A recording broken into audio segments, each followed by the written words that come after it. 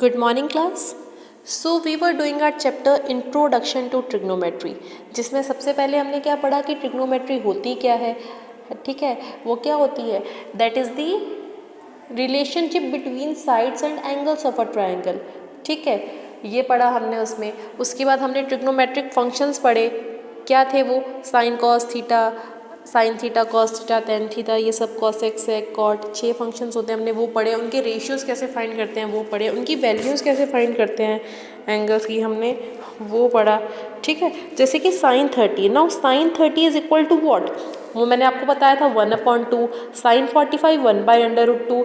Sign 60 √3/2. Isn't it? वो किया था हमने. नाउ अभी हमको क्या करना है, हमें 3 आइडेंटिटीज़ और पढ़नी है. साइन 90 माइनस ए किसके इक्वल होता है? कॉस ए के इक्वल होता है. कॉट 90 माइनस ए किसके इक्वल होता है? टेन ए के होता है. और sec 90 minus A is equal to cos A के. अब इन्हें पढ़ना क्यों ज़रूरी है और इन्हें याद रखना क्यों ज़रूरी है? क्योंकि इसी की हेल्प से हम क्या करने वाले हैं, अब सम्स करने वाले हैं. अभी देखना, अब जो हम सम्स करने वाले हैं इसकी हेल्प से करेंगे, प्लस हम कुछ ऐसे सम्स भी करेंगे जहाँ पे कि कॉस 45 सेक 30 कॉस 30 इन सब की वैल्यूज पुट करेंगे. अब हमने पढ़ा था कि sine 30 is equal to what? Sine 30 होता है 1/2 और साइन 45 कितना होता है? वो होता है 1/√2. और वहीं पर साइन 60 कितना होता है? √3/2. और cos 30 की वैल्यूज़ क्या होगी? वही हम जो साइन की हमने लिखी है उसी को हम रिवर्स कर दें तो वो जाएगा cos. साइन 60 जो था वो हो जाएगा cos 30. साइन 45 cos 45 सेम रहेगा. और जो साइन 60 था वो cos 30 हो जाएगा. तो जो cos 60 है वो क्या हो जाएगा? वो साइन 30 हो जाएगा. यानी कि साइन 30 था 1/2 तो cos 60 हो जाएगा 1/2. ठीक है, अभी जो हमने पढ़ा था कि साइन का रेसिप्रोकल कौन होता है? कॉसेक होता है. But in this identity sine 90 minus A, बच्चे बहुत गलती करते हैं कि वो कॉसेक ए लिख देते हैं. कॉसेक ए नहीं होगा, कॉस ए होगा, क्योंकि साइन और कॉस कॉम्प्लीमेंट्री हैं तो यहाँ पर वो साथ साथ चलेंगे. Now the question that you asked me in the class वो ये था कि cos 45 degree plus sec 30 degree plus cosec 30 degree. ठीक है, क्या क्वेश्चन है कि cos 45 degree upon sec 30 degree plus cosec 30 degree को हम कैसे सॉल्व करेंगे? यू नो साइन 45 की वैल्यू कितनी होती है? That is 1/√2. तो cos 45 की वैल्यू भी कितनी हो जाएगी? 1/√2. सेक 30 कितना हो जाएगा? जितना cos 30 होता है उसका रिवर्स कर दो 2/√3. एंड cosec 30 कितना हो जाएगा? साइन 30 कितना होता है? साइन 30 होता है 1/2. उसका रिवर्स क्या कर देंगे? कॉसेक हो जाएगा. उसका रिवर्स कर दिया, 1/2 का रिवर्स कर दिया, दैट इज़ 2/1. तो cosec 30 आ गया 1. ठीक है, यहाँ देखिए मैंने सिंपली वैल्यूज पुट करी हैं. 1/√2 अपॉन, अभी देखो लास्ट वाला देखो, हमने डिनोमिनेटर क्या था? 2 के नीचे क्या डिनोमिनेटर है? कुछ भी नहीं है. और जिसके नीचे कुछ नहीं होता 1 होता है. ऊपर वाला 1/√2 तो एज इट इज़ लिखा रह गया. लेकिन ये नीचे वाला हमने क्या किया है? एलसीएम ले लिया. एलसीएम क्या आ गया? √3. 2 से भी √3 मल्टीप्लाई होगा क्योंकि उसका डिनोमिनेटर तो 1 है. सो 2 + 2√3 आपका सॉल्व होके आ गया.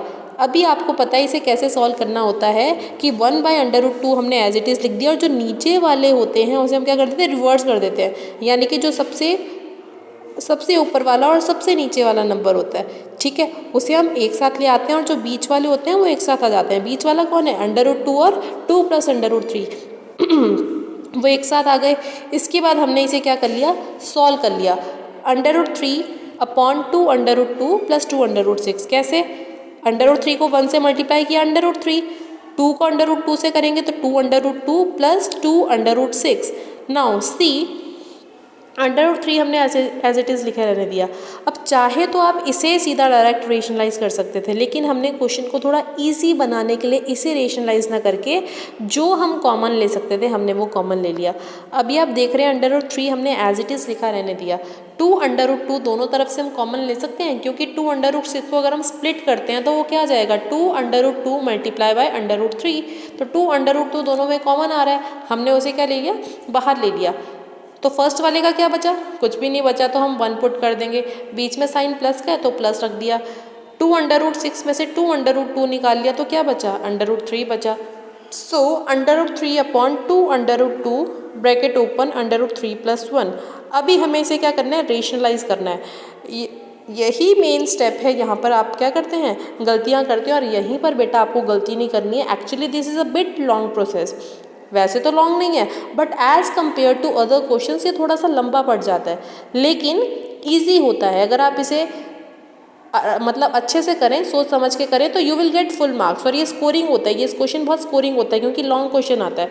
नाउ सी √3 अपॉन 2 √2 √3 + 1, आप उसे रेशनलाइज कर देंगे तो नीचे √3 + 1 है। आपको पता है रेशनलाइज करने में क्या हो जाता है, उसका साइन चेंज हो जाता है। देखो √3 + 1 क्या बन गया, √3 - 1, और डिनोमिनेटर भी √3 - 1। ऊपर हमने मल्टीप्लाई कर दिया √3 को √3 - 1 से, और नीचे क्या है 2 √3 +1 और √3 - 1। क्या हो गया, a + b है - b क्या होता है, a का स्क्वायर - b का स्क्वायर, यानी कि √3 का स्क्वायर - 1 का स्क्वायर। वो कितना हो जाएगा, √3 का स्क्वायर 3 होता है, 1 का स्क्वायर क्या होता है, 1 होता है। √3 √3 - 1, 2 √2 बाहर, और 3 - 1 हो गया 2।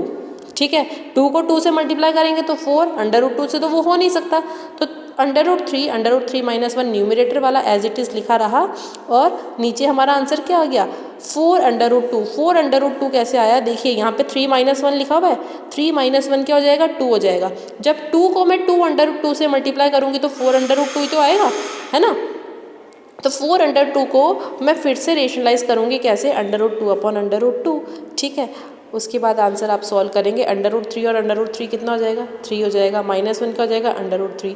ठीक है, तो आपका आंसर क्या जाएगा 3 √2 - √6, क्योंकि √3 जब खोलने के बाद आया नीचे 4 √2, वो क्या हो जाएगा, क्या हो जाएगा 4 √2 मल्टीप्लाई बाय √2 से मल्टीप्लाई हो जाएगा, √2 इंटू √2 कितना होता है 2 होता है, तो 4 2 आपका 8 हो गया। This question was easy but bit lengthy as compared to other questions. Now look at your next question, that is if tan A is equal to cot B, prove that A plus B is equal to 90 degree.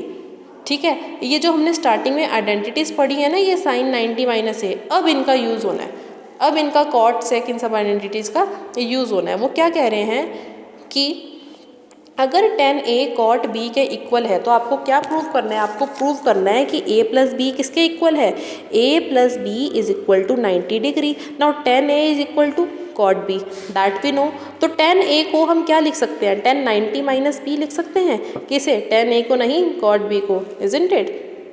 Do keep your ears and eyes both open. ठीक है, तो tan A is equal to cot B।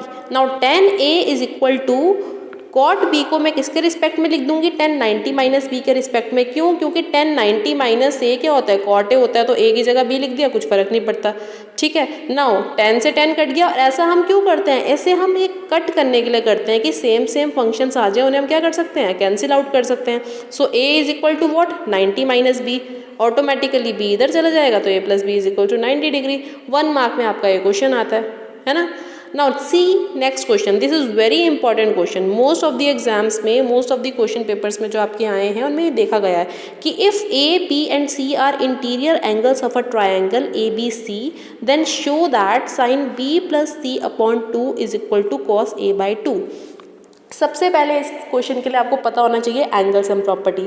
अब angle sum property क्या कहती है, angle sum property ये कहती है कि the sum of all the interior angles of a triangle is what, 180 degree. एक ट्रायंगल है, उसके अंदर जितने भी 3 एंगल्स हैं उन सबका सम कितना होगा, 180 डिग्री होगा। That is angle A + angle B + angle C is equal to what, 180 degree. और अगर मैं angle B + angle C find करूँ तो वो कितना हो जाएगा, 180 डिग्री माइनस एंगल A। ठीक है, अब देखो ये मेन है, यहाँ पे मैंने अपॉन 2 लिया है, ये हमें क्या करना है, एनालाइज करना है कि हम ऐसा क्या करें कि हम उसे B + C upon 2। Now you are in higher class, अभी आप बच्चे तो रहे नहीं है, तो आपको खुद अपनी एनालिटिकल एबिलिटी लगा के सोचना है कि ऐसा क्या करें कि B + C अपॉन 2 आ जाए। तो हमने क्या ट्रिक लगाया कि एक काम करते हैं, दोनों तरफ पहले 2 से डिवाइड कर देते हैं। ठीक है, यहाँ तक तो समझ में आया, angle B + angle C is equal to 180 degree minus angle A। तो angle B + angle C is equal to 2 is equal to 180 degree minus angle A upon 2, ये हो गया हमारा। Then angle B + angle C upon 2 is equal to, अब 2 मैं separately दोनों के नीचे ले लूँगी, 180 degree upon 2 minus angle A upon 2। Fine, now angle B + angle C upon 2 is equal to 180 से 2 को डिवाइड किया, कितना आया, 90 डिग्री आया, माइनस एंगल A अपॉन 2। ठीक है, अभी मुझे साइन भी लगाना है, तो मैं क्या करूँगी, एक काम करती हूँ, दोनों तरफ साइन भी लगा दीजिए। अब फिर से मैंने क्या यूज़ किया, ये मैंने एनालिटिकल एबिलिटी यूज़ करी। और हमेशा ज़रूरी नहीं है कि जो आप लगाएं उससे आंसर आ भी जाए, ये तो मैंने सॉल्व किया है। लेकिन बहुत बार ऐसा होता है कि हम कुछ और लगा के देखते हैं लेकिन वैसे आंसर नहीं आया, तो उस ऑप्शन को, उस अटैम्प्ट को हम एलिमिनेट कर देते हैं और दूसरा लगा के देखते हैं, क्या पता किसी और से आ जाए। और ये सब ऐसे ही करते हैं और ऐसे ही करना होता है, तरीका यही है। Sine b plus C upon 2 is equal to sine 90 minus A upon 2। अब यहाँ से आपको पता चल गया कि साइन 90 माइनस ए क्या होता है, कॉस ए। तो sine b plus C upon 2 is equal to cos A by 2। So this is your solution, and that is the way you have to prove left hand side to right hand side. Fine. So students, that's all for today. I hope you all understood. Thank you so much.